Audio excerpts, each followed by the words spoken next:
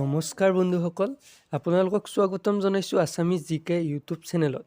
বন্ধুসকল, আপোনালোকৰ বাবে আজি লৈ আহিছোঁ 10টা আচৰিত ধৰণৰ প্ৰশ্ন আৰু উত্তৰ, যিকেইটা প্ৰত্যেক অসমীয়া অৰ্থাৎ অসমত বসবাস কৰা লোকে জনাটো মই উচিত বুলি ভাবোঁ। গতিকে ভিডিঅ'টো শেষলৈকে চাব বুলি আশা ৰাখিলোঁ।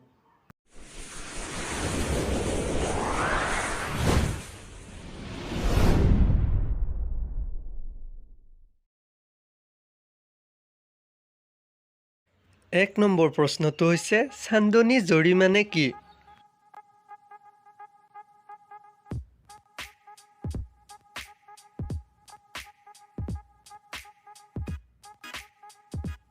শুদ্ধ উত্তৰটো হৈছে চান্দনী জৰী হৈছে গছত উঠিবলৈ ভৰিত লগোৱা ৰছী।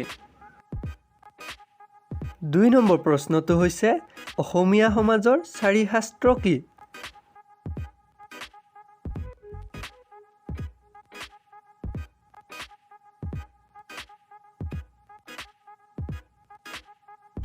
এই প্ৰশ্নটিৰ শুদ্ধ উত্তৰটি হৈছে কীৰ্তন দশম, ঘোষা আৰু ৰত্নাৱলী। 3 নম্বৰ প্ৰশ্নটি হৈছে 4 নাম কি কি?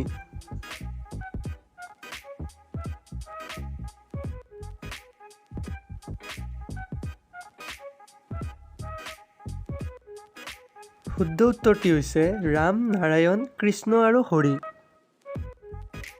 4 নম্বৰ প্ৰশ্নটি হৈছে 4 প্ৰসংগ কি কি?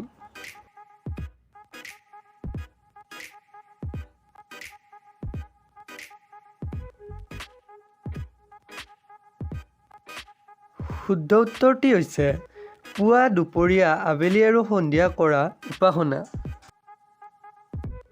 5 নম্বৰ প্ৰশ্নটি হৈছে ঝুমুৰা কি?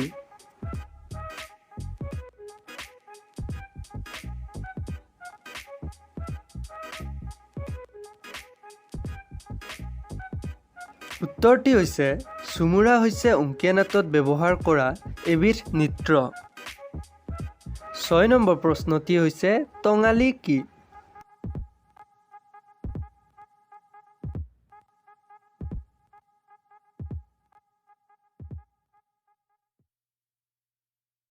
শুদ্ধ উত্তৰটি হৈছে টঙালি হৈছে কঁকালত বন্ধা ঠেক পুতলৰ দীঘল গামোচা।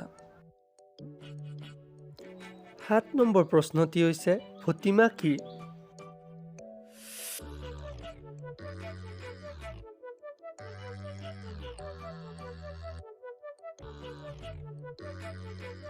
শুদ্ধ উত্তৰটি হৈছে ভতিমা হৈছে ভক্তিমূলক আৰু প্ৰসংগমূলক এবিধ স্তুতি।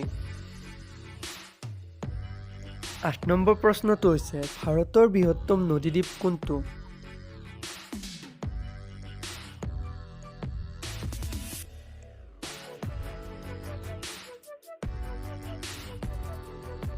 শুদ্ধ উত্তৰটি হৈছে ভাৰতৰ বৃহত্তম নদীদ্বীপ হৈছে মাজুলী। 9 নম্বৰ প্ৰশ্নটি হৈছে ভাৰতৰ দীৰ্ঘতম দলং কোনখন?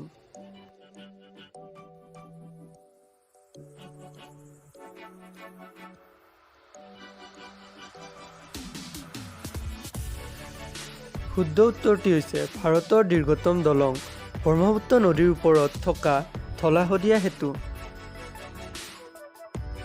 10 নম্বৰ তথা অন্তিম প্ৰশ্নটি হ'ল হেলিকপ্টাৰক অসমীয়াত কি বুলি কোৱা হয়?